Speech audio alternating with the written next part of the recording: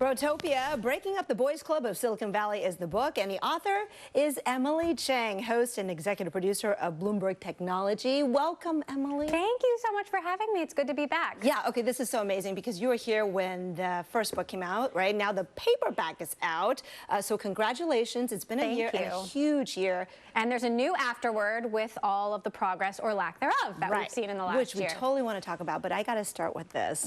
Great having you here because you were actually our newsroom intern way back when.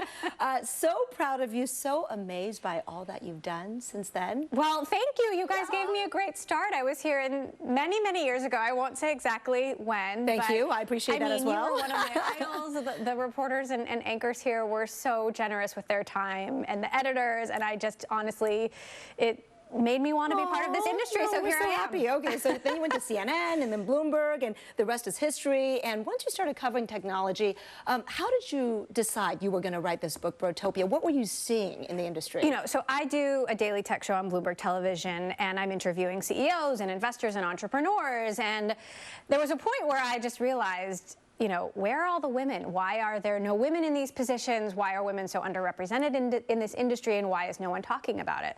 And so I started asking the people who were sitting in the chair across from me, what are you doing about this? What are you doing to hire and promote and fund women?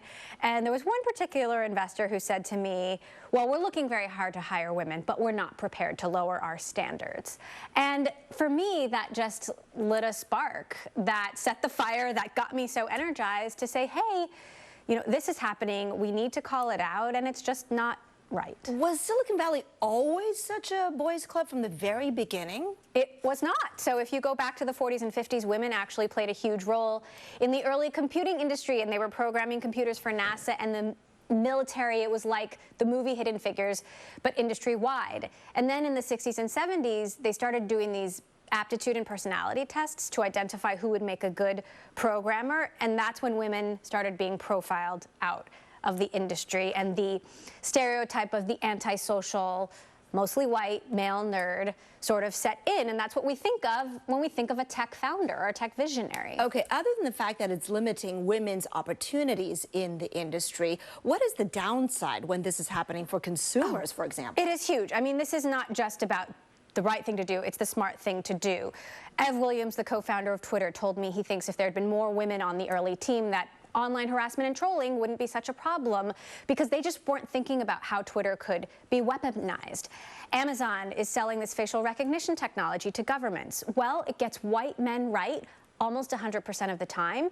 It gets darker-skinned women wrong 35% of the time. Imagine being accused of something, accused of a crime, just because the tech got it wrong. Yeah. That is because it was never taught to recognize our faces, for example, you know, right? You've got mostly men building these products. They're using mostly male data sets, and women are getting left out of these products that are changing our lives every day. All right, so we have about 30 seconds left, Emily, but I wanted to ask you, what do you think has improved vastly in the past year since your book first came out and the Me Too movement kind of took hold? And also, what do we need to do next? So there's been a ton of employee activism, employee agitation. You were showing photos of the Google walkout, which happened last year. You had 20,000 employees walk out because they were upset about how the company was handling sexual harassment. Google has changed some of its policies as a result, but we really need to see a huge cultural shift. And in my view, that's not going to happen until you get more women at the table. But even though it's going to take a long time, and I'm, you know, I'm not under any impression that you can do this in a day. Yeah. But inclusion and belonging and, you know, building a healthy culture, that can start today. Yeah. And so, you know, I think the industry needs to